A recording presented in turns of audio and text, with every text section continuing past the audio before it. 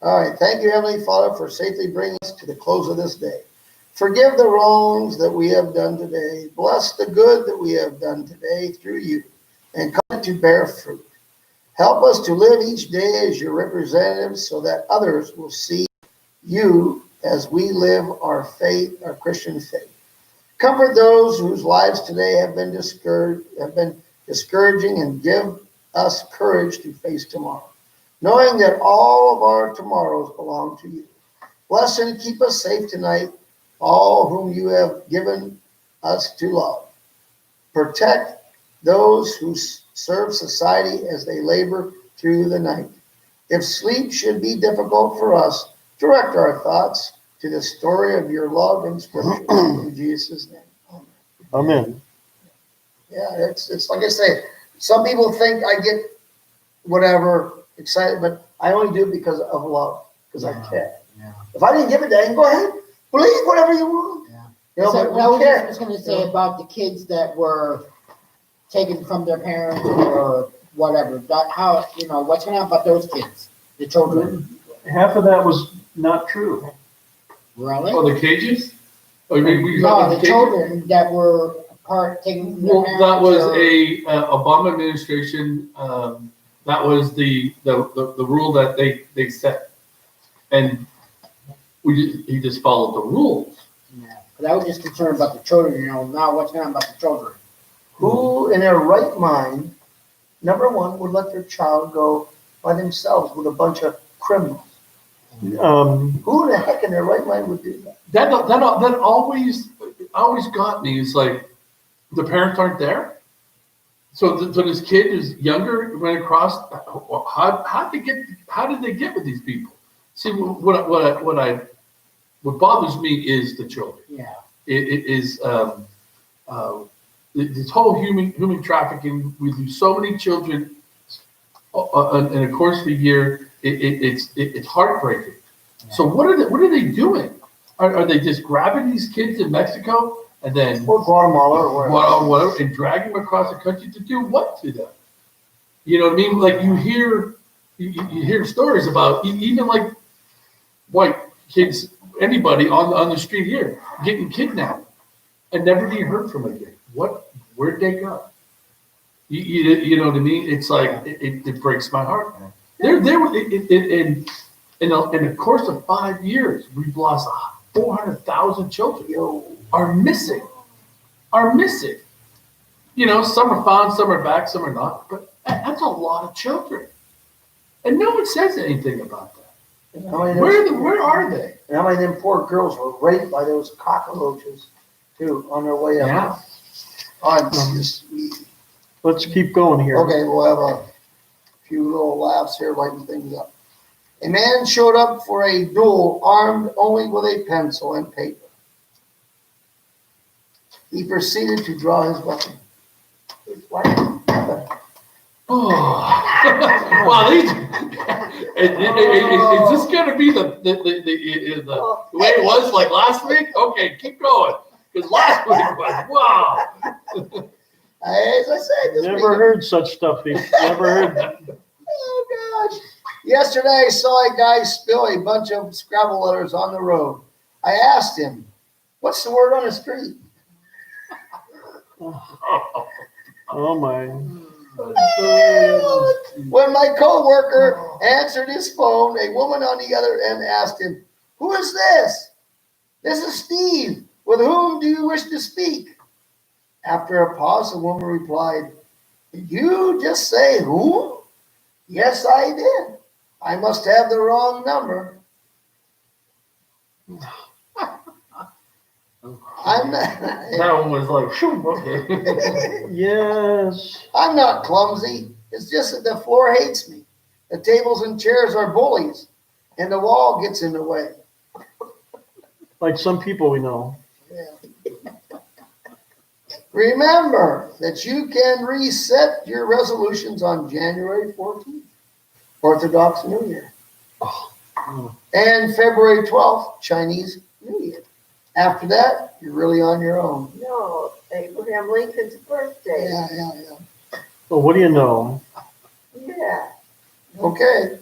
Money doesn't buy you happiness, but it can buy you a jet ski. It's impossible to be sad when you're riding on a jet ski. Where are average things manufactured? Shops. Run of the mill. The satisfactory. Ugh. We gotta get a better coach. We really gotta Hey, it comes from American Legion. Come on now. Man, get you a better. That could be my question this year, to find you a much better coach. we can move up. I've got a book, jokes for the bathroom. Oh, it's always good. What did the Tin Man say when he was run over by a steamroller? Curses spoiled again. There's a new trend in our office. Everyone is putting names on their food. I realized it today while I was eating a sandwich named Kevin. A driver visiting the big city for the first time stopped at a red light, but when the light turned green, he stayed where he was. After it changed several more times, oh boy, and he still didn't move, a traffic cop ran over and inquired politely, "What's wrong? Don't we have any colors you like?"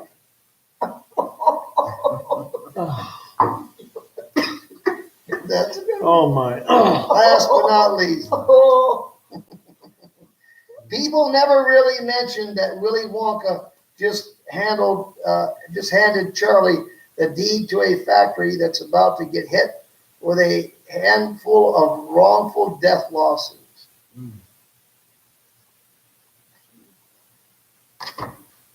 Yeah, That's supposed to be a family movie. yeah. All right. Faster, Oh, real quick.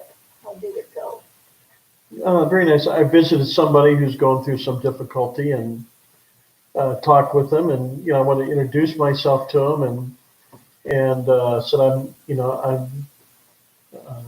I have a good ear to listen, but he's going through a divorce, and I said, you're suffering a moral injury, and that is something that you live, but there is a divorce causes moral injury. It does. And It so, affects you. Young kid. It- Young kid. we won't get into any of the details, but I tried to, offer, because, somebody said, well, drugs aren't going to help you, but this is a moral issue. And so I offered my ear to him, and I'll go back to see him again. Okay, And okay. he had gotten home from work, and he was starting to fix supper for his kids. So, Well, I'm thinking, just I was throwing this out there, if we as a church should try to make some meals for him, so when he comes home, he doesn't have to go through that, he can maybe spend more time with the kids. I don't know if I just assume. that's something that could be done. I mean, he's been doing this for years, so. Yeah. Oh, yeah, he's used to that. I mean, But That's a it just normal- takes a little, gives him a little break. But, certainly, Let them know someone cares. Yeah, Yes. that's right. Yeah. yeah. Snacks. So anyways, because whether someone's religious or not, there is a sense that something wrong has happened, and how do you deal with that? And most people, a lot of people today just don't acknowledge the real moral part of it. I wish somebody would have done that for me when I got divorced. I really do, because it was like, I just went off the rail. I went off the rail, and I didn't come back on the rail for Oh my. 20 years. Well, I almost lost a buddy from work because of that. He drank himself to death. His mom and her brother found him in his trailer with no heat, no water, no nothing. He dang near hit the death. They pulled him out, took him to the hospital, dang near killed his liver. So that's what that causes. Yeah. And worse. Yeah. There's, it affects different people different ways, but it is, it's not just like a contract or a habit or something. There is a moral transgression. And second, And you put, have that sense of failure on top of that, the foreboding of now I start all over again. Oh yeah. Oh yeah. You Oh know, yeah. why did I put all this effort into this? And now look at me, you know what I mean? I just how I felt, you know what I mean? That's how I felt. It was, So You need loves her, oh, he loves her. yeah, and anyways, So I'll pray for him. you will be going back. yeah. Oh yeah. Yeah, but that's it. that's awesome, that's awesome. And so the last night there was we had the reading where Jesus performs the miracle at the wedding of Cana, and John there uses the word sign, and John in his gospel uses the word sign to refer to the miracles that Jesus was doing. And I was remarking last night in my sermon how that comes from the Old Testament, where there were these signs being presented. Gideon got a sign from God. Isaiah tried to tell Ahaz, here's a sign that, the virgin shall conceive. So then Dale asked me after church, well, where'd the word miracle come from? So you look in the Bible and you don't find, you find the word miracle. We're going to turn to 1 Corinthians 12. But then we're going to find out something here.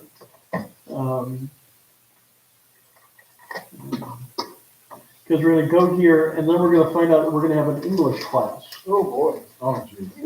Yay. Well, All right, I gotta find and First Corinthians what? 1 Corinthians 12. Oh, I got it. Okay. All right. He is talking here, starting at verse 4, and chapter 12 and 13 is all about the things of the Holy Spirit. And the chapter 12 begins, the typical words are, now concerning spiritual gifts, brothers, I do not want you to be uninformed. It actually says there, concerning the spiritual things, concerning the spiritual, it doesn't, the word gift isn't there, but it's put in there because of some of what is said here. That someone's given a starting here, there's a variety of gifts, verse 4, but the same Spirit. Varieties of service, but the same Lord. Varieties of activities, but it's the same God who empowers them all in every one. When you look at the church, God gathers his people, and different people have different gifts. Some are talents, some are abilities, training, and some of them are spiritual gifts. So that's why different churches are different, because in different churches, like one church, they got Mike. So God is at work in him in one way, and then God is at work in Dale. And so a church can't be a cookie cutter thing, because the Spirit is at work through individuals, and so the character and the nature of the church takes on the character of the Spirit at work in a particular church. So to each one is given a manifestation of the Spirit for the common good. You see, God gathers people together in church so that they can use those gifts for the common good. And any church, when you talk about churches and how they're functioning, you could just, I could go to any church I was at, I could rattle off countless things where people are doing entirely different things, but this was all for the common good. So for one is given the Spirit the utterance of wisdom, to another the utterance of knowledge, according to the same Spirit, to another faith by the same Spirit, to another gifts of healing by one Spirit, to another the working of miracles. And here we have the word that you want me to talk about. Dissect, yeah. Okay, so the word here, miracles, when you look in what Paul wrote and used the word power, and it's actually the same word that you get the English word dynamite. There, in the Greek, power was dynamis. And so then you see dynamite is like an English result of that word. You think of dynamite, it's got, what's it got? It's got power. So then you give it, it's power. And you say dynamite. So the miracle, the idea that they're doing these extraordinary powers, and so there's this awe and wonder. So then you find that when you look at the word miracle, you look in the dictionary, and it goes back to the Latin. That's where we're going to English, in English class. I knew you were going to go back to that. So the word in Latin had to do with, like wonder, like amazing kinds of works, and then the word miracle came over from the Latin into the English language. So the word this word like. Sometimes the word was used like that in the Old Testament, but there was also sign. So here, the working of power, or the amazing, to another prophecy, another ability to distinguish between spirits, and so on. So all empowered by the one and same Spirit, who apportions to each one individually as he wills. So here we see, why does God bring people together? That would help to, as you said, everybody's got their own gifts. So then you wind up consolidating all those gifts, and you can do more good. Think of Carol. She teaches Sunday school.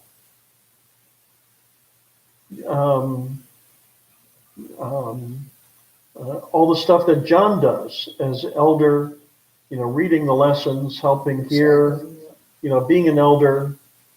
And so you could go right through in different churches, and you would find people with different abilities, and then that shapes the whole character of a congregation.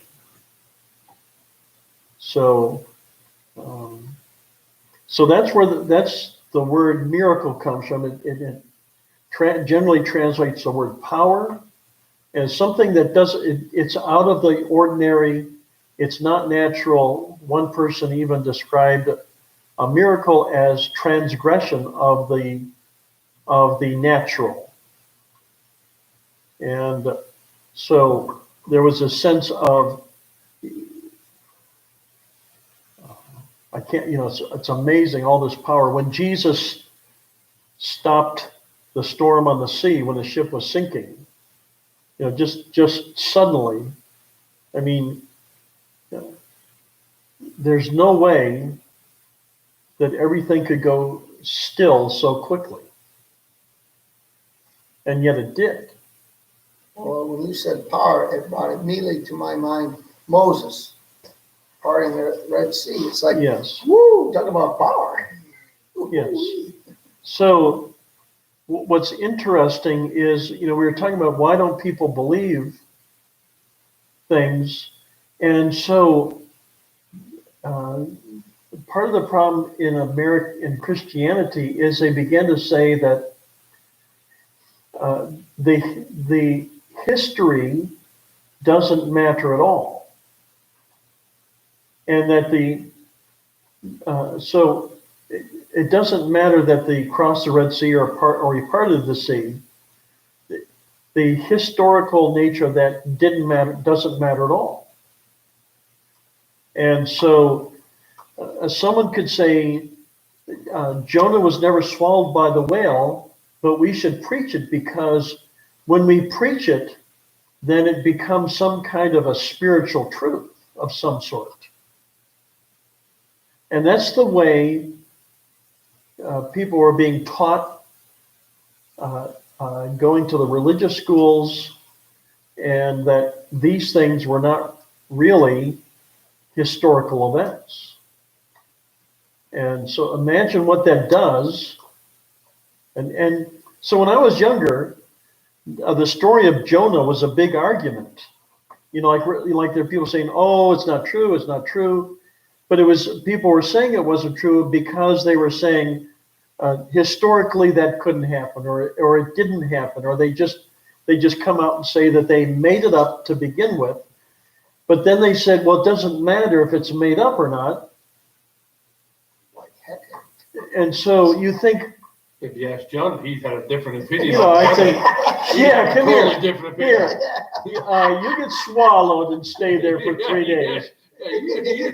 You're going to start praying too. Well, when you see, that's the thing. I begged pastors throughout the years to, okay, Mom calls them God winks, whatever. Okay, God winks, and Ed Podpora had actual things that you cannot explain. He told us one time Ed was using coffee, full-time coffee for. He saw somewhere a person's car was over the edge of the lake, the bank on the lake, and should have by all means went all the way down to the bottom. And he told a story that put chills on your spine. Those stories need to be told. People have got, after church, before church, I beg pastors to let people say, Mom, to get up and say, hey, I had a God wink this week, X, Y, and Z. This is what happened. It might take a minute, whatever. So what? I think people forgot even the simplest miracle. But there's a Like month. when you wake up in the morning, Yeah. like when I wake up in the morning, I go to work, boats leaving through the channel, and the sun's coming up, and you can't, there's no one has ever been able to paint that picture. I don't care, you can take a picture of you, but it's God's art. Every morning I get to see that. And it's like, that's a miracle. That right there is a miracle. But some people would say, oh, no, that's because the sun's raining off of it. But it's still put together. It's a miracle. 100%. And it does something to you when you see that. When that sun is almost touching the earth and it's red, and yeah, it jabs your heart. And when people have forgot the simplest miracle. Yeah. When I sit in my garden and I watch that bee go from flower to flower, and I think, man, that little bee works hard. The only How does he fly? It's funny when you look at a dragonfly, and then you ask the scientists, how does it fly? They don't know. They don't know how certain things fly. Like a dragonfly and a bee. A carpenter bee. The thing's huge. It has little tiny wings. Yeah. How does this thing fly? It's mathematically impossible for this to fly. So what is that? That's a miracle. Well, look at the holes they drilled just in the wood. Like you took a drill, put a bit in there, and went, perfect hole right in the wood. Now the bee, only insect on earth that makes honey. What, it just decided one day, yes, millions of years ago, I'm going to make honey. I'm going to come out of my rear end, and I'm going to make honey, and I'm going to make wax and everything else. Are you out of your gourd to think that just happened by chance? But you realize that, I don't want to go, I'm sorry, but bees aren't from America. We have no such thing as honeybees. All honeybees were imported from Europe. I remember We had no honeybees. They're all brought in. the Hana world, everything pollinate back then. Well, they have There's been bugs other too. kinds of bees, Ants but and ants and stuff too, yeah, yeah. Well, we're talking honeybees. We Right, didn't right. have the honeybees that made a lot of honey that you could harvest and sell. We And brought those from Europe and Africa and brought them here. so, I digress. I apologize. so I think No, this, no, that's okay, because We're talking Um, miracles. Yeah. we're talking miracles. And so on the one hand, the world today says there's no such thing as a miracle, no such thing as the extraordinary. And so everything that God has done or does is said to be nothing. And so when people are told there's no God, there's no supernatural God and all this, it's still going on. And then kids start looking for other things like superheroes and mutants to try to figure out how there's got to be something more than just being able to lift 50 pounds. And there's more to this world than just the physical, biological existence that just comes to an end at some point. So the whole idea of miracles and the angels and the miracles of Christ in particular, those are the things that are cut out of the Bible because they couldn't possibly have happened. Well, what about when Jesus changed the water into wine? Well, he just switched the bottle. I almost jumped But you the know, toe, John. when he turned water to wine, these was large jars, like 20 to 30 gallons a piece. And when he changed the water into wine, it was 120 to 180 gallons of water. That was a miracle, though, too. wasn't it? Yes, Yeah. yes. You try it. And Yeah. so,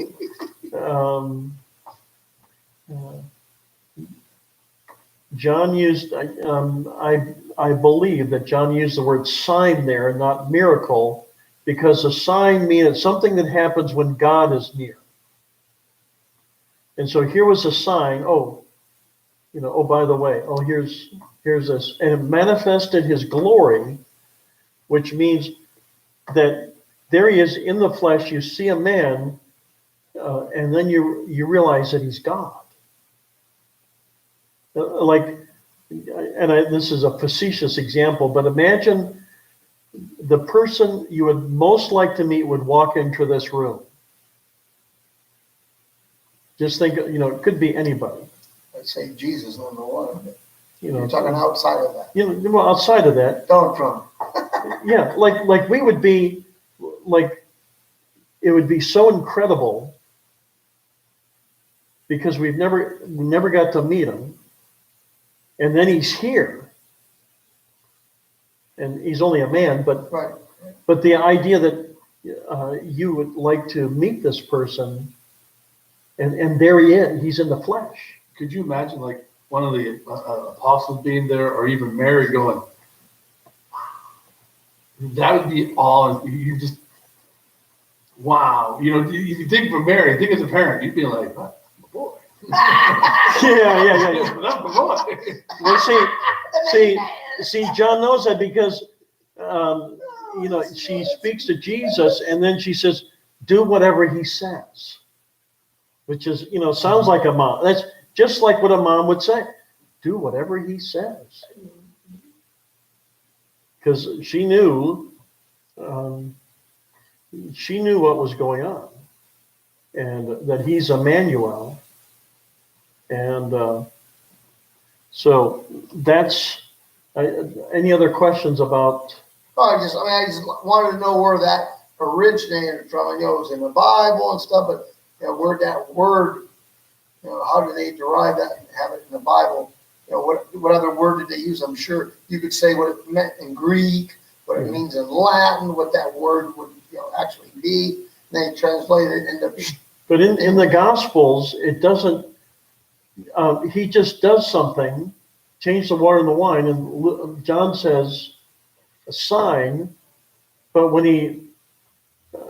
when the boat was sinking and he stopped the water, That's more a sign that saved our real. there's no word, this was a miracle, but we all know it's a miracle. Darn appreciative of that miracle. Yeah, when you're sinking in a boat and suddenly the storm stops. Well, a tornado is a miracle, Bad one, but it is. but it's still a It, miracle. it's Of a, what Can't explain can it. do. They can't explain it. yeah, they can tell you some what's going on, but they can't tell you everything that's going on in there. They They can't can't, control it. no, they can't. And they don't understand water. They know some things about water, but they don't actually understand water. I've said before, and you heard me say, where this is another one of those things where Carl Sagan, you name these knuckleheads now, this black guy, what's his name? That one black guy that's big, Mr. Evolution guy and all that. Yeah, I know who you mean. Tyson The or science, Dyson or Tyson, or, yeah. Yeah, black guy. And all those guys, how in the world could you possibly explain all the water on this earth? How? There's no dad blasted way. You've been on the lakes way more than I have, and I just could look across the lake and see how huge just the lake is. Lake is a pittance, teensy Yes. weensy pittance to the ocean. How do you explain all that water? I've been on the Where lake. could it possibly come from? And why doesn't it evaporate at the equator closest to the sun? Right. Well, it doesn't happen. Some But it goes- never goes away. No, so whatever's No. here is here, It never no matter goes what away. happens. It goes up in the, It comes back it down. deliberately goes up in the air and comes back down again. In, along the coast, in Alabama, on any given summer day, at 3 o'clock in the afternoon, it would start raining. It would be a perfectly nice day, and then like in the afternoon, these clouds would come off the Gulf, and then it would rain. And you often saw the edge of the rain cloud. You could be driving down the highway, and it'll be raining on one side of the road, and the other side, no rain. That's, Oh, I love that on the lake. You can see that on the lake. I see it all the time. Yes. I'll be pumping sand. It'll be beautiful sun, and you'll watch that curtain. oh my. Yeah, it's And amazing. It's just walking its way to you. I watched it one time where it's like we orbit. So basically, the boat just keeps spinning in a circle. Where it was raining here, and the boat would go into the rain and come out of the rain and go into the rain. Yes. And it was like I was the pivot. So and I could watch it. Wow. And it just stood right there. It's like water spouts, watching a water spout. I watched a water spout where it just started, and it looked like a little swirl, and all of a sudden it's like, oh my god, there's a spout, and I saw it once in my life. it just walked away. Yeah, so But I think All those years. God created this, and there's a reason for it. You may not know the reason, but there's a reason. Yeah. You So know, since we are in this chapter, we're going to go take a look at another section of the chapter, and it fits in with another thing that is happening right now. And we want to go down to, let's see, starting at verse 19. If all were a single member, where would the body be? As it is, there are many parts, yet one body.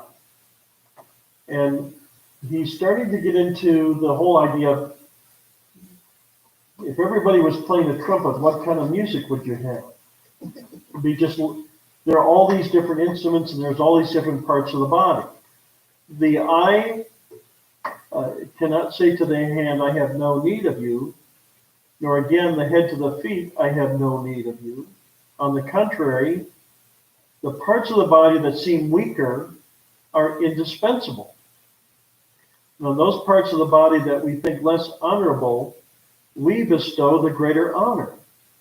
And our unpresentable parts are treated with greater modesty, which are more presentable parts, don't require. So Dale, why am I reading this passage?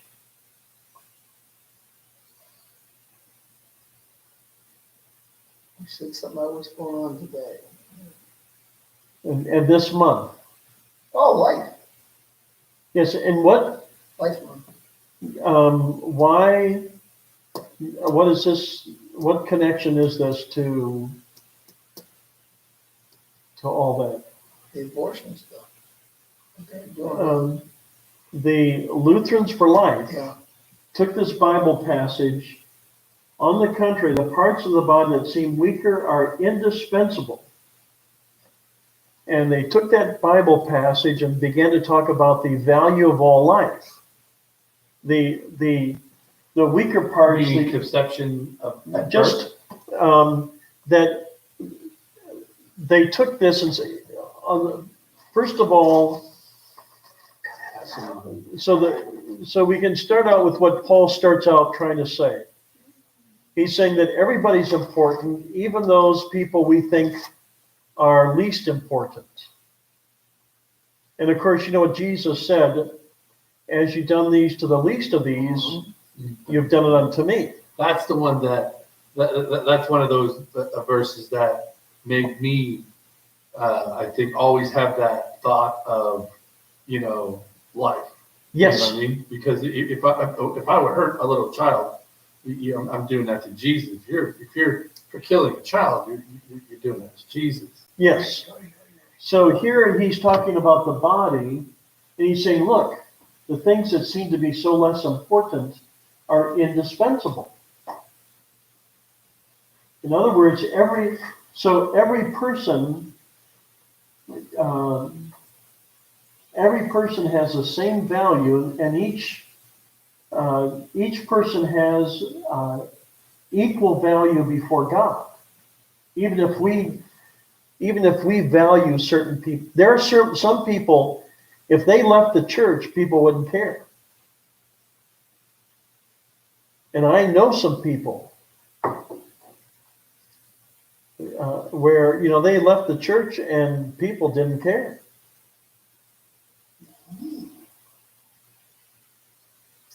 Well,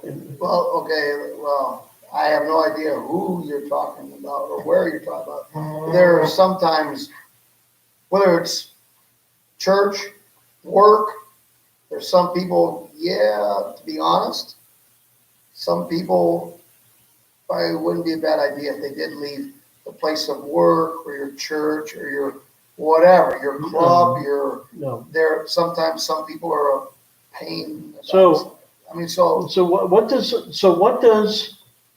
then, you see, each person is important to God. Okay? So then, the Right to Life is using this Bible passage because there are people that are ignored or neglected or less attention is given to them. For example, older people who are at home alone and isolated and are wondering about taking their own human life. This passage is being used to not just talk about the unborn as being indispensable, but also those people at different stages of life that are thinking of or facing the end of their life or thinking of taking their life. So he takes his Bible passage and tying in with what Jesus says, and that's, he says it on the last day, but the idea is that everyone is valuable, but there are people who are being neglected. And they talked about, they surveyed older people who are at home and isolated. Many of those people talk about taking their own lives. And nobody, and you see, even with the Lutherans for Life trying to emphasize, it's still hard to get through to these things because we don't think about those people and how important they are. A perfect example, my wife would tease, I got, years ago, when I come home from work in the spring, and first time I stopped this person's place, this lady's house, she had asparagus for sale right there by Zimmer's place of going to Ohio on 20. I stopped there to get asparagus. She had asparagus for sale. I'm telling you, she was one of the most, she was in her 90s, one of the most fascinating ladies to talk to. And I felt bad because, she didn't have, my family really didn't, care out. Old lady, it's like, and how she blessed me to sit there and talk to that woman. And she was so generous, gave me umpteen asparagus, whether she did or didn't. She had a good heart. And the story she would tell, I walked away from her every dang time. So blessed to talk to that 90-year-old woman. Where how many other people like her relatives? Oh, that's just perfect. It's like, oh my gosh, you have this wealth of beauty and information and history, and you guys are just, excuse my French, peeing in the way. And this woman, I sat there and listened to her how many times? Oh my God, every time I went, she was so tickled to have me sit there and talk to her. And it was a blessing to both of us. So this, wow, if people only knew what's in those little bodies, that you could get blessed. This generation, my generation, we are called the invisible generation. And the part that I bring up, you see all of our magazines, women's magazines, you don't see any older women in these magazines. They're very young, fashion, makeup, hair, no older women. And we're the ones that would like that. We like to have fashion, hair, and all of that. But we're invisible. We don't exist. You don't sell. And so there's, so the, That's one. I guess this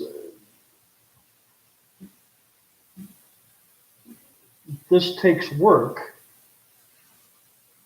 but the idea is that everyone has value before God, and there are people whose lives seem worthless, and they feel like their own life is worthless.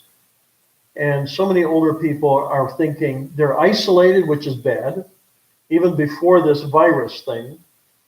But people get isolated and they think, what purpose do I have left in my life? Oh, I sure was blessed by that woman. Anybody that stopped and talked to her and stuff. It's like, man. I love that when you get that opportunity, that wealth of information. Yeah. I can sit down and I will listen for hours upon hours. I sat at, what is that, Love's? Yeah. Sat at Love's. Old guy's filling his car up, filling my car up, just started a conversation back. Here he's a World War II veteran at the Battle of Bulge. I was like, can I buy you a cup of coffee? Oh. I sat in that McDonald's. My wife just called me. I was there for 4.5 hours. Oh, is that something like you what?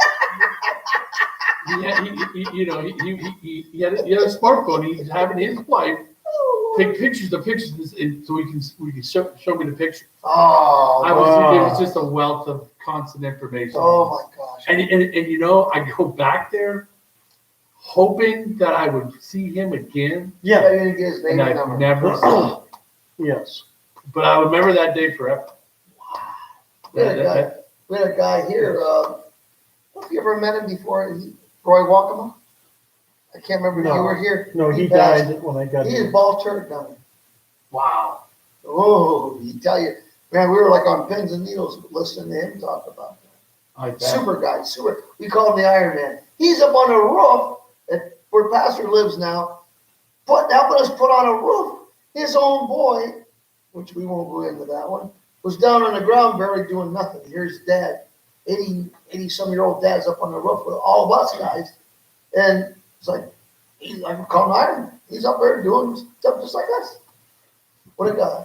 What a guy. They were, that generation was made out of steel, man. Tough as nails, man. Tough as nails. Oh, yes. Oh, yeah. And you listen, like my uncle, Battle of Iwo Jima, Oh, got stabbed through the arm, shot in the arm, never took VA help and worked at Hammer Mill for 4 years. Had a hand like this, and like this, still works. Like, it's good. It's good. You still use it. It accomplished the house. Could you imagine going through, so I had to read about the Battle of Iwo Jima. Yeah. It's- Wow. He was one of them guys that got off the landing craft and got on a boat and left. Not many of them did that. And it's like, Except for, wow. it was a death warrant to get Yeah. to go on that island.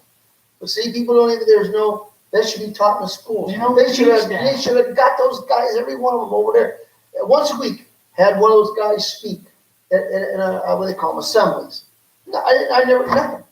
But see, maybe if they would have done that, we would not have these wars that never end. These wars that never end now.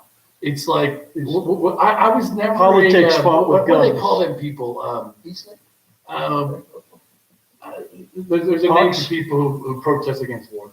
Peaceniks. I don't know what it is, but it's like, I understand it now. It's great to have a strong army, but to continuously fight wars that do nothing, what does that do? Afghanistan, what did Afghanistan really do? We're still there. Now, And Trump wanted to get us out of it. he almost had us out of it. It was in 3 months, we would have been done. Biden now has us going in there full force now again.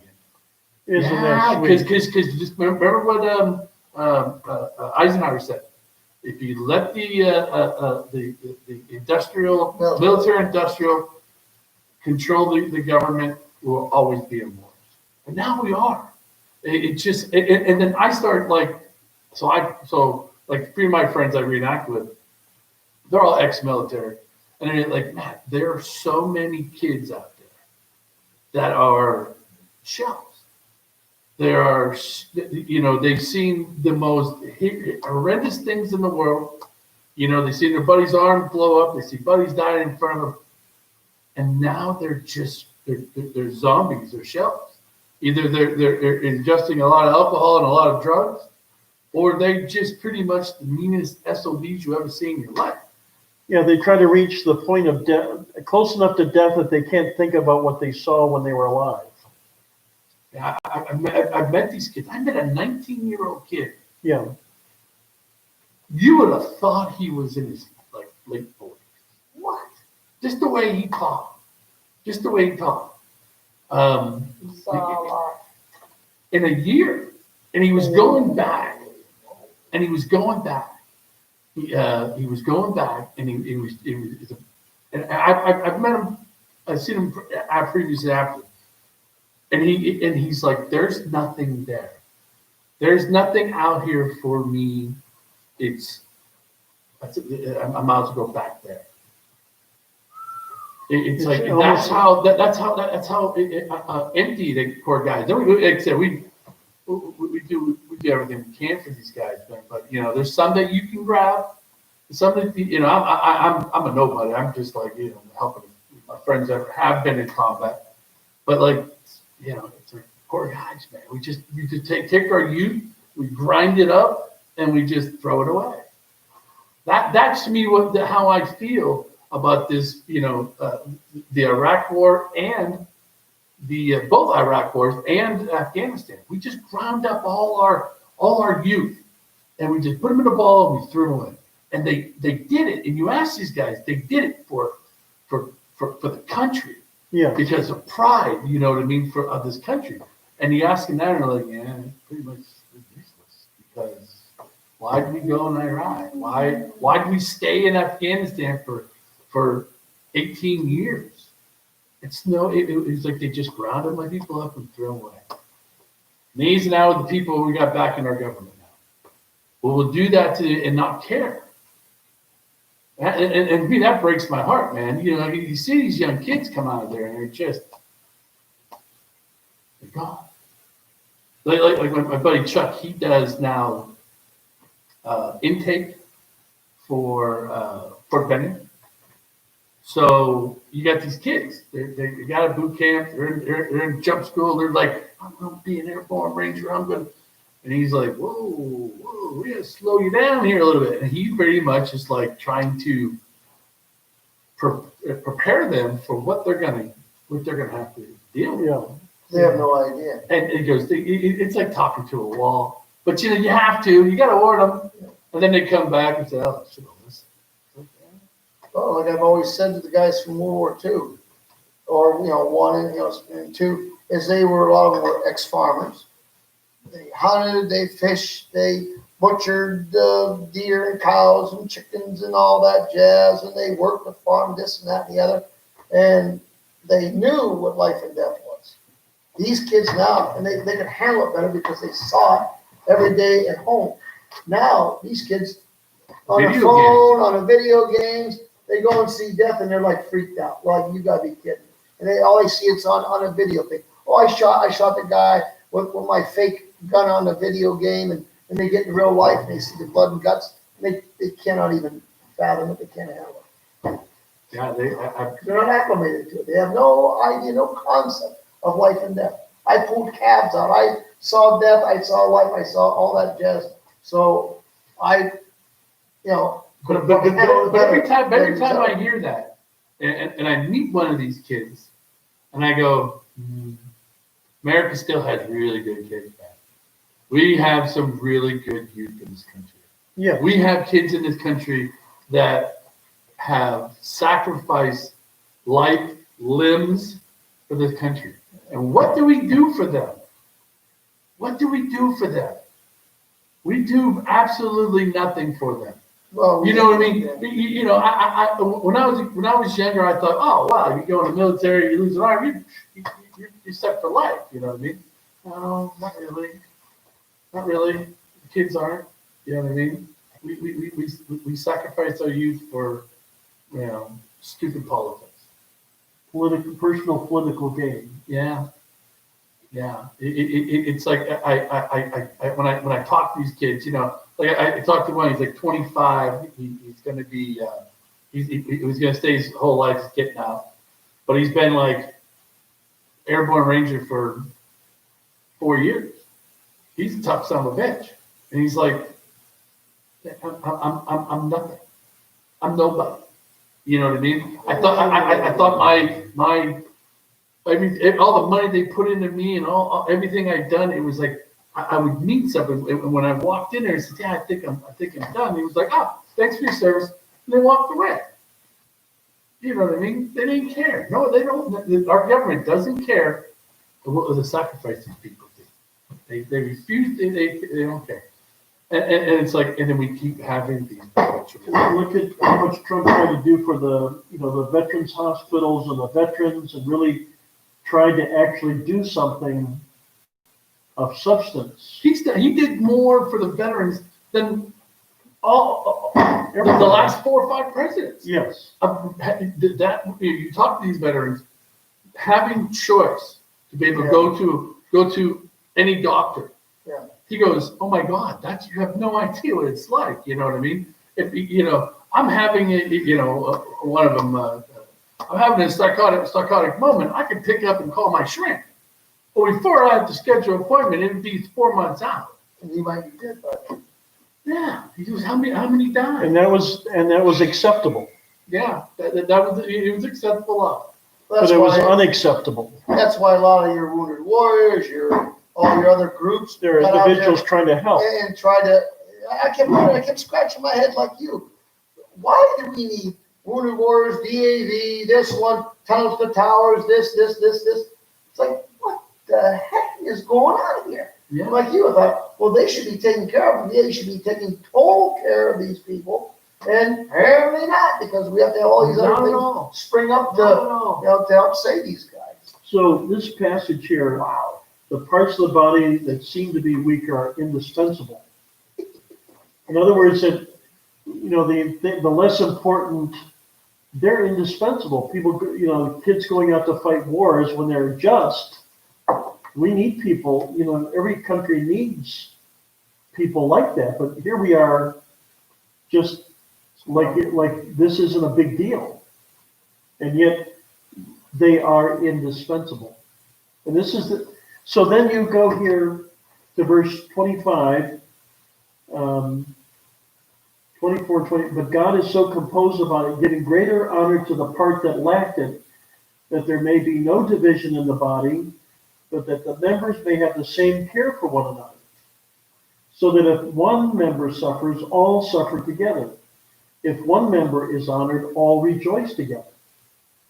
How different. And first of all, he's talking about the church, but then, in terms of the Lutherans for Life, saying, look, we need to show the same care towards each other, and especially care for these people that just are just ignored and left and almost thrown away.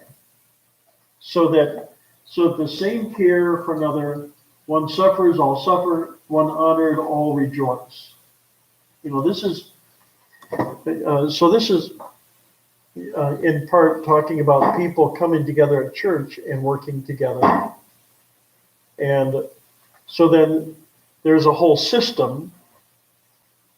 And one group of people that are forgotten are the shut-ins, people who can't get out. I was doing devotions at a nursing home in Cleveland for years.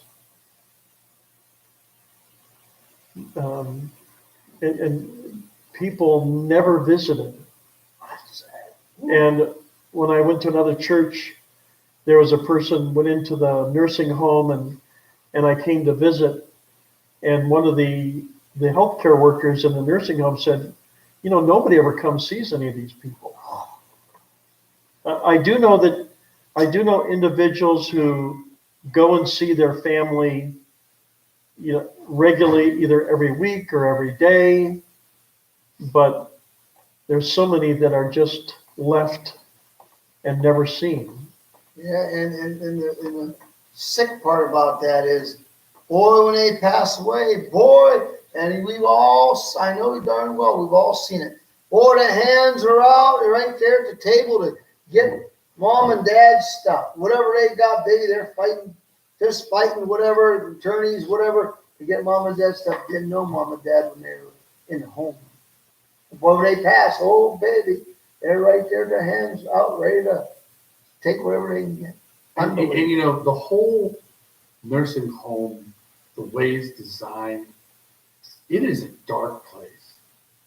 It is a very dark place. Like my mom was at Pleasant Ridge. They're better than they were. Well, when my mom was at Pleasant Ridge, well, when she first got sick, she had to go there. Then she went to, it's called, I can't remember, it was another place. Brain injury, a place on East Lake Road. When I first went in there, I couldn't go in there. It was so bad. The nursing was so bad. It made me ill. I couldn't stand my mom being there. You know what I mean? Yes. The whole way the nursing home is designed is it's very bad. You know what I mean? My wife's aunt's at the, I don't know, one of these really nice ones. I can't remember the name it's called. But still, it's right now for these people, it's the worst. Because even if you could be at the most top dollar nursing home, you can't see anybody. They can't do it. No. Oh, yeah. She can't even basically go out of pretty much your room. Yeah, they're prisoners. They're pretty much in lockdown 24/7. Yeah, and and I can see them. She lived. Her aunt's at a great nursing home, but what about these ones that aren't so great? It's like, wow. If that's what it's like in a really good one, what's it like in a really bad one? It's not You need to nice. see Keith. Our best friend runs Concordia Lutheran Homes down by Butler. And top notch. He tries his darndest to get them the best he can with all this crap going on.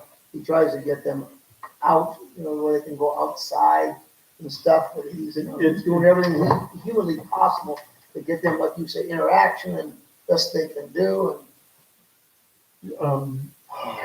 You do see well cared for people in some places. Other places you see where it's all about what's the least we can do to make money. You see them, and you go stop at one place on the street, it'd be one way, down the street it would be another, and the games that are played. Oh, I couldn't even tell you. Like, it's Anchorman, that's what it's called on East Lake Road. So East Lake. East Lake. West Lake Road. No, it's West Lake Road. You know where Port Richards is? Yeah. Right across the street. And across the street. But anyway, like that was a game with them. My mother had pancreatic cancer. Oh, jeez. They hit it, but my mother had like dementia, and my mother's pain threshold was like she could. I watched her almost cut her finger off and be like, "It's okay, we gotta go to the hospital." That's how that was her pain threshold. She had no pain threshold, so it was like when she had pancreatic cancer, it was like, it's fine, but they knew she was sick. And they didn't say anything until, it was too late, and it was like, it's fine. Like that. But yeah, they're all about the money. It's all about the money. Not all. Keith is not, at least thank God. But it depends on why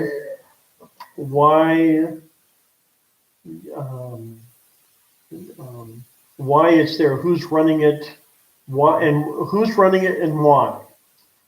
Really. And so there are people, like there's a Lutheran home in the Cleveland area. That's another topic. And you go in there and it is like private apartments and just, top notch, quality everything. You were there, right? I've been, yeah. And we had an aunt there, Aunt Mary. She was treated like a queen. And other places, cinder block cells. Well, what happens when the money runs out? When the money runs out, Well, they don't do it for free.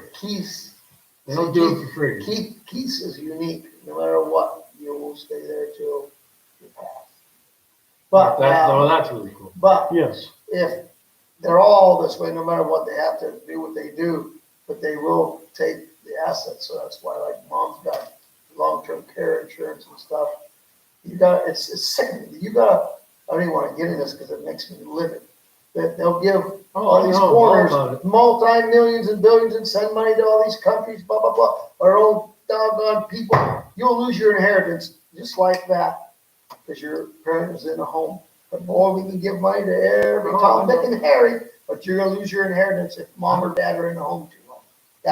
But there again. Think about it. You work all your life. Yep. And if I die at 60, all my Social Security, my wife gets a $200 check. All them years I work, Yep. my kids don't get anything. No one gets anything. It's like it's what a scam. I never liked that from day one. My long-term care insurance goes up every year. They don't go up like $100. It may go up like $300 at a time. Keeps going up and up and up. Yeah, if you can even get it anymore. That's right. Oh, you can get it. You pay for it. You can get it. And I'm covered $100 a day. Now, what is that today in a nursing home? That's nothing. That's your meal. Yeah, But they charge you. You It's, can go it's- to one of the finest hotels in the world. That's not right. That's No. not right. Because how can that be when I can go to one of the finest hotels in the world and probably get a massage to boot, and you just sit there in the bed and they bring you this and that and the other. and they're charging you that kind of money when it's not making sense. There again, some of that stuff should not be profit, should be non-profit. Because there again, you're leaving that door wide open for people to say, well, Paul, you're what, 88 years old? Well, So you need- then you get into socialized medicine, and then we get into who's going to get the service and who isn't getting the service.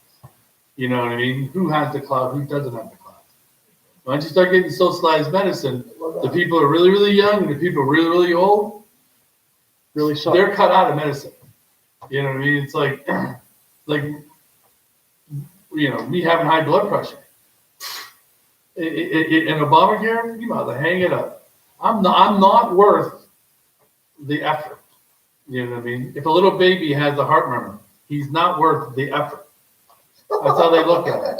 And, it's like, so it's like, it's such a slippery slope. You know what I mean? I know everybody wants to have, a national health care, and everybody wants to have, this be paid by the government. But when you get right down to it, brass tacks, would you rather have a doctor that wanted to be a doctor and was really smart, or would you rather have a doctor who is, I'm just doing it because it's a job? I want a doctor that's, he gets paid well for a reason. And he wants you to live. Yes, he wants to keep. This guy's like, so it's like, so it's that. Everybody screams about it. It's like, you want socialized medicine. Well, then you look at Canada. I always say, if you want to know about socialized medicine, talk to a Canadian. They'll tell you all about it, and they'll tell you, don't do it. It's every bad thing about Yeah, it's why they want to come here for? yeah. That Well, see, tells you everything you want to know right there. Why would you want to come here for that if it's so wonderful over there? Well, see, I have a friend, Blair, who has dual citizenship for that reason. He wanted, he got married to one of Mira's friends. She's American, but he wanted dual citizenship. Well, at first they weren't gonna. He was gonna move. He was gonna move back to Canada, but then his mom got sick. Which it's just she's got I don't know what kind of cancer, but it wasn't a bad cancer. But the time it would take for her to see somebody, she'd end up dying by the time she's seen him. So he spent like $8,000-9,000 to become an American citizen, so he could bring his mother to get health care. He's like, I'm an American because my government won't take care of its people. You'll never hear that unless you. I heard the same thing. I listened to Patriot Channel about a week ago doing the recycling out here. That's why I remember. And the guy come on here, he same thing from Canada, says, no, don't do that. He says, we're on a waiting list mile long. Yeah. And you're dead. Sometimes you're dead before you, like you said, before you get the care. How about that baby in England? Oh, don't even start. Trump was gonna bring it to America and pay Right. for the experimental surgery. And England says, nope, it has to die. It has to die. Because we don't want to be embarrassed. Yeah, let it die. And Trump's like, well, he can go to John Hopkins, I'll pay for it. I remember he said, I'll pay for it. Not the American people, I'll pay for it. And nope, England said, nope, let it die. See, that's why Socialized medicine right there. Where was the blankety blank queen? And don't tell me she has no power. Do not tell me that woman does not have any power. She could have said, no, that kid will go wherever it wants to go. They're evil. I don't care. Tell me, England majority is evil. I don't care what anybody says. That proves it right then and there. The queen could have stood up. If they think she's so wonderful, the queen, mom, then she could have said, hey, whoa, we're not doing it. But where was any of them? No. Any of them, not just the queen. Where was any of them? Well, at least the queen could have said something. They got millions and millions of dollars. Where was any of them? He hit the nail on the head. They didn't want to be embarrassed. Don't be embarrassed. That was more important than that little baby. Yeah. Sick. I watched that and I'm like, when I first watched it, I'm like, Trump's got this. You're gonna bring him to America. It could be all right. No. And Kim was probably gonna die anyways.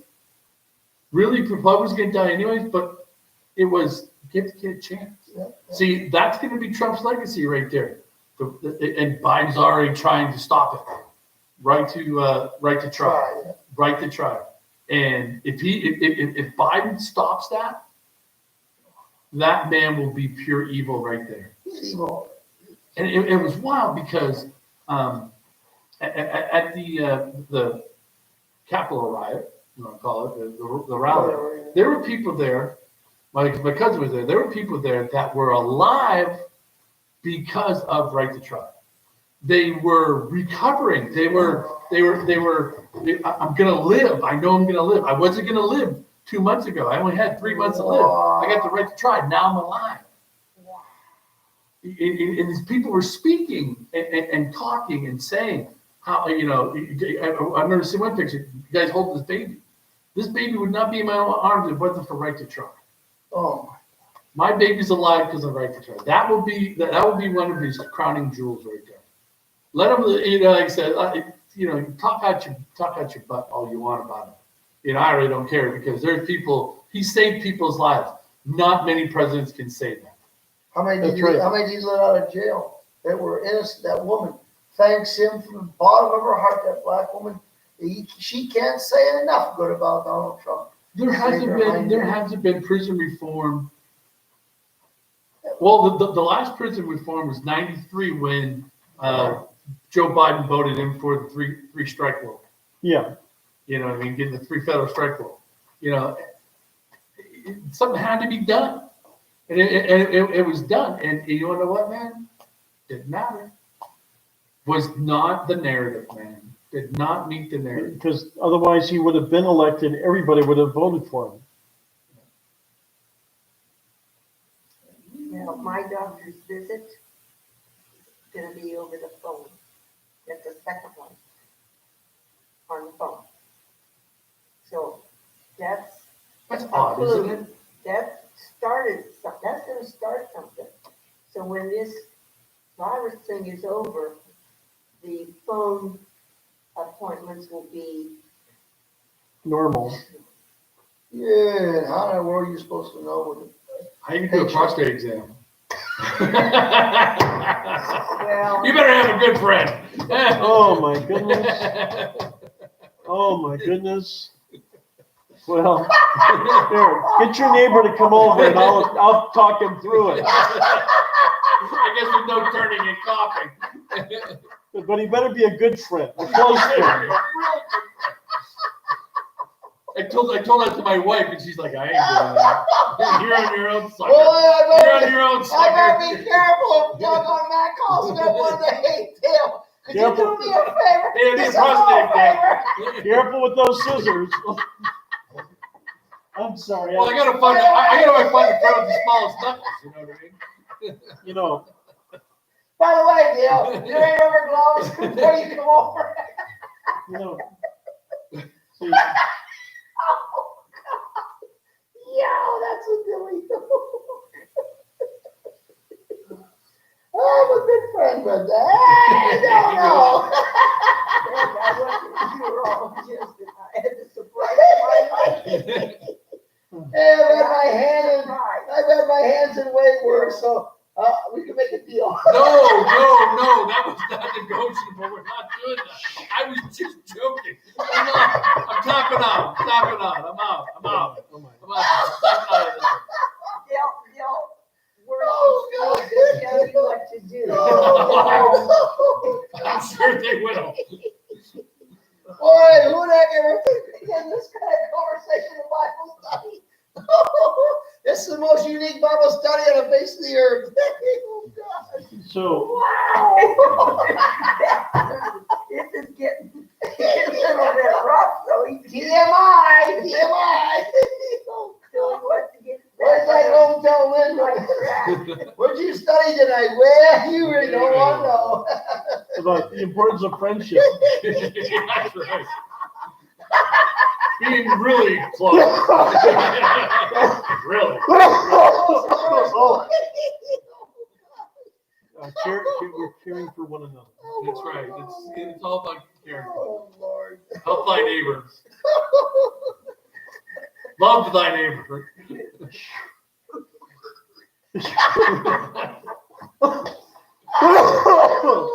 But what would you do for someone? I mean, really, this is all about,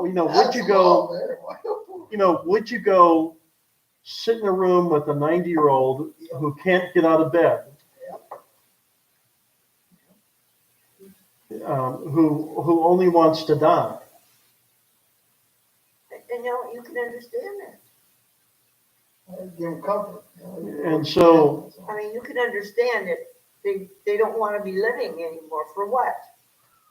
they're because a person like that, and I've been in their room, and they feel like, the Lord, I'm done. I've done everything I need to do here on earth.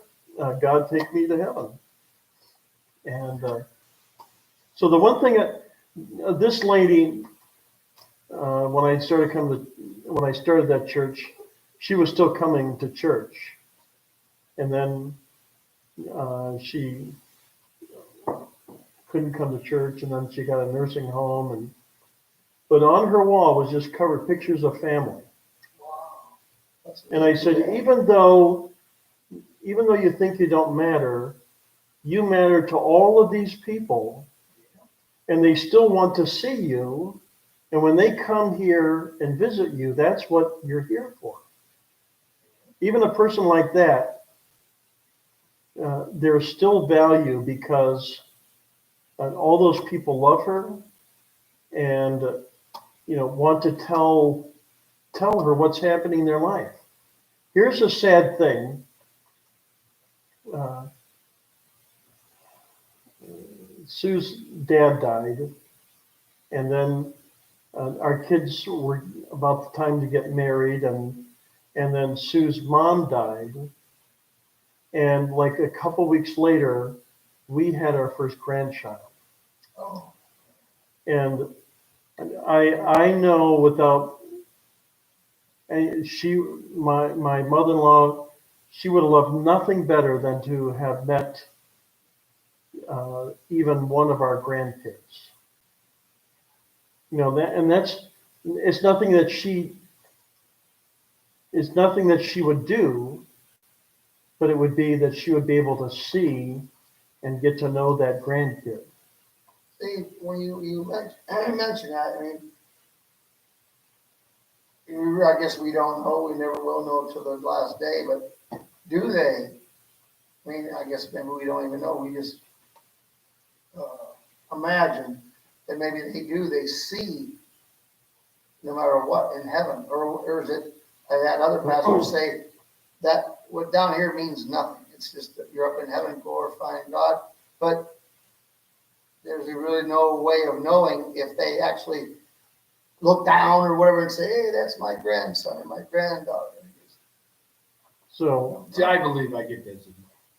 I believe every time, you smash your finger, I think my old man's over my shoulder going, I'm sorry, I didn't want to do that, but it was funny. It just, every time I see a red cardinal in front of my door, my window, I represent that as someone in my life come visit. When I'm hunting in my tree stand and the red cardinal pops right next to me, that's a sign. That to me, there's signs in your life. You have to, that feeling you get. Every once in a while, I'll get a feeling, and I know it's my friend Wade, and it's there. You know what I mean? Thank you, Lord. I hear that train whistle. I saw this morning, I have this little flag right outside my kitchen window. And a blue jay was at the very top of that flag. Didn't stay there long, but what a thrill. And then over there was a cardinal on the bird feeder. So what you're saying, there's a lot there when you look at these birds. Yeah, I could see what you'd say. I think that is a sign. Hey, it might just be in my mind, but I think it's a sign of my loved one coming to let me know they're still there. You know what I mean? When, you know, when I'm hunting and I down something, I feel that spirit with me. You know what I mean? I see when I go muzzleloading, I hunt with my buddy Wade every time I shoot because his ashes are mixed in with my black powder. I remember you saying that, yeah. Yeah. So every time I shoot a deer, I thank Wade. Is he a good shot? Is he Wade a good shot? Wade wasn't a bad shot. I mean, Boy, when he you fire, drinks when some you, beer every but I day. mean, when you fire him, Oh yeah, he burns clean. He burns clean. man, wow, man. But, you know, there's those things I don't think we don't, I think it was Pastor George said, yeah, there's no, you're up there with the Lord, and it's not. I don't believe So that. I don't know, but no one knows. No one knows. It's not in this book that says any of that. We So- know, you know. So I don't know, we I may, believe cut- God loved us so much, He's not gonna, you know, He loves us. If He loves us that much, you have to. It has to be. You know what I mean? I don't know. Maybe I'm. I think he gives signs. I don't know. I believe it. But what is it? I don't Well, know. and maybe It's every sign is different. Angel, we had a big thing on angels. We had a big study on angels before you came. And that was fascinating. Oh, yeah. That, Mhm. woo, that was fascinating. But is it angels or your loved one? You know, spirit. Now they say, Pastor said an angel's an angel, he's an angel, period. Not grandpa, he's an angel. So, I don't know. I mean, there's other stuff going on. Who knows? Well, I think that signs depends on the person. I will look for signs. You look for signs. And I think they're there. God sends them. But if you don't look, it's just like your God winks. I saw a girl, I went to pay my bill at the car garage. And I said, do you have any God winks today? Have you had any God winks lately? She just stopped and think. But I wanted to plant the seed. And then she spoke up and she told, you know. yeah, Well, that's what I'm saying, but Planting the seed is there. She's gonna think of it. Yeah.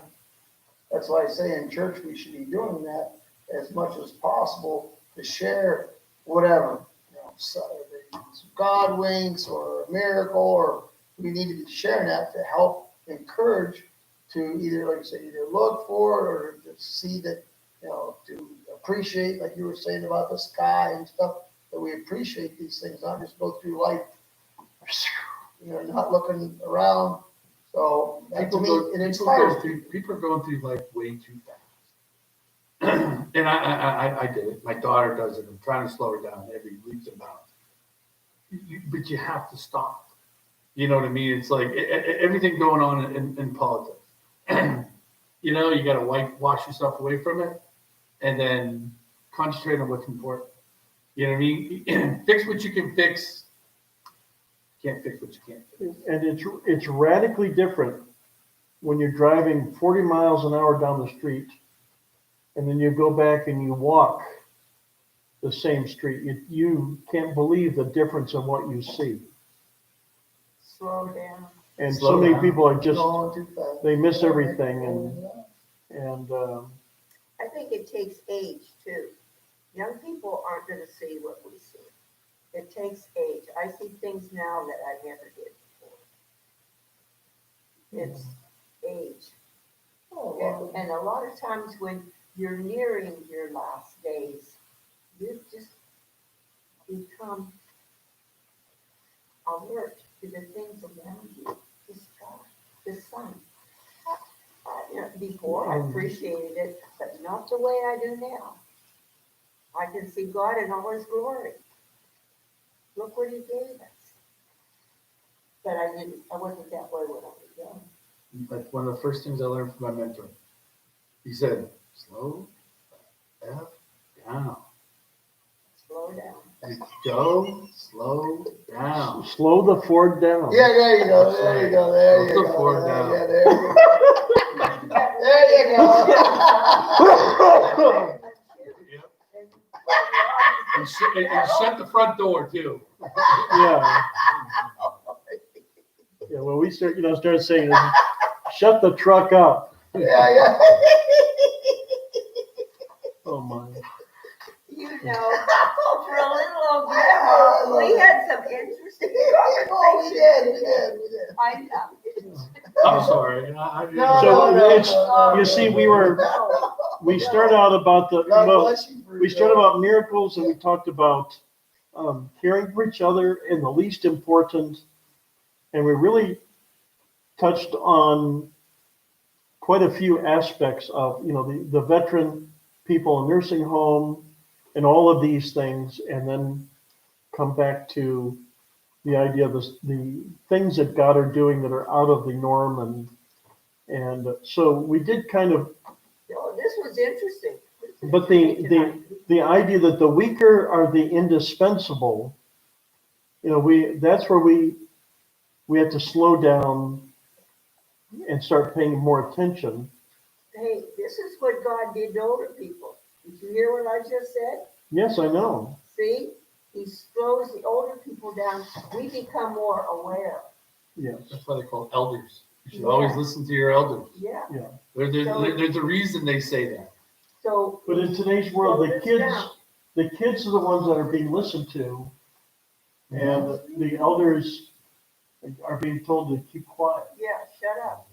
And we want to hear about your So old what, the age. people who don't know what to do and what's going on are being put in charge. Yeah. Hence, all the stuff that's going on. Yeah, I tell my daughter that. I said, how do you think an old biker becomes an old biker? Say that again. What? I asked my daughter, how do you think an old biker becomes an old biker? Age doesn't. He learns how to take the punches, Oh. learns how to take the crashes, learns how to take the fall. Why old biker? That's why you see an old biker. Hey, the reason why he's an old biker. He's smart. He fell down and he got up again. He got a lot of experience. You see an old man riding a motorcycle? That man, he's been riding a motorcycle for a long time. There's a reason why he's alive. There's a reason why he's on Like to it. that. That's why that buck's learned. out there in the woods like this. So do you need help picking out a motorcycle? Oh, boy. Why don't we have a prayer and then we can Okay. Okay. wrap the normal stuff up. This was good, Kathy. It's like I wish this doesn't even end. I could be here till 1 in the morning. You know, there's always a lot of food for thought in our Bible studies. Lots of food for thought. I'm saying that's why they need to be shared. And we get to share. Okay, let's pray. Okay. Boy, is it? Wow. It's amazing how this hits me on the head. He even says, phew, Lord, we are slowing down now. Wow. Taking a deep breath and reflecting on this day. Just as we can't count the breaths we have taken, so we cannot count the ways you have blessed us this day. Too many days go by when we can't catch our breaths. We are going in so many directions. Tonight, quiet our hearts as we focus on you. Tonight, we breathe in and out with thanks and praise for you, most holy and exalted God, our Heavenly Father. As this day comes to a close, we give thanks for every breath we've taken, for the breath you breathe into us, which gives us life.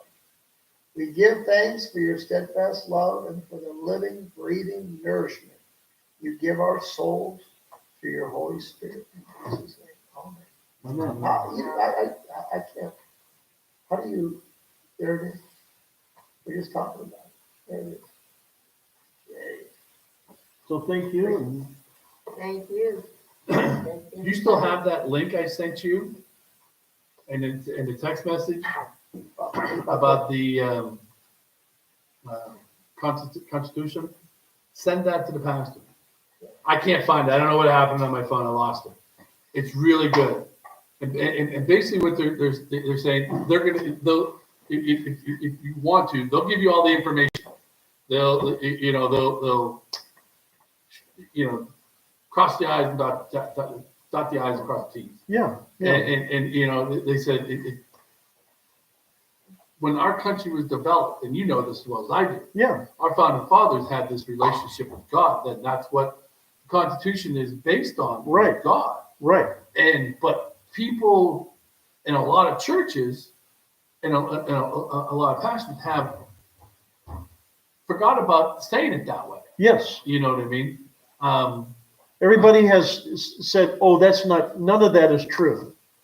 They explain it away because they don't want to be subject to that truth. These people are, like I said, it was very enlightening. I really liked it. And then the other one is